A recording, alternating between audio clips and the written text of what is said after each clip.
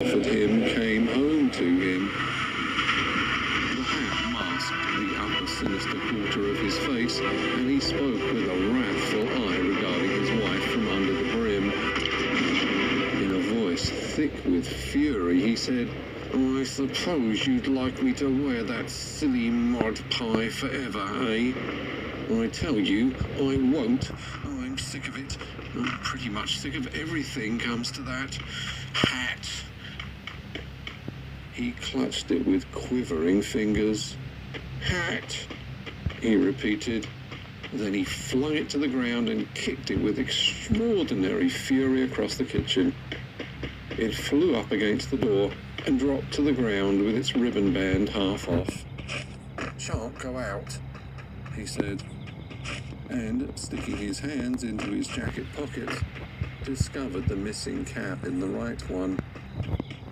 There was nothing for it but to go straight upstairs without a word, and out, slamming the shop door hard. "Beauty," said Mrs. Polly at last to a tremendous silence, picking up and dusting the rejected headdress. "Tantrums," she added. "I haven't patience." And moving with the slow reluctance of a deeply offended woman, she began to pile together the simple apparatus of their recent meal for transportation to the scullery sink. The repast she had prepared for him did not seem to her to be some gratitude. There had been the cold pork from Sunday and some nice cold potatoes, and Rashdol's mixed pickles, of which she was inordinately fond. He'd eaten 3 gherkins, 2 onions, a small cauliflower head, and several capers, with every appearance of appetite, and indeed with avidity. And there had been cold suet pudding to follow with treacle, and then a nice bit of cheese. It was a pale, hard sort of cheese he liked. Red cheese, he declared, was indigestible. He had also had 3 big slices of greyish baker's bread, and had drunk the best part of the jugful of beer. But there seems no pleasing some people.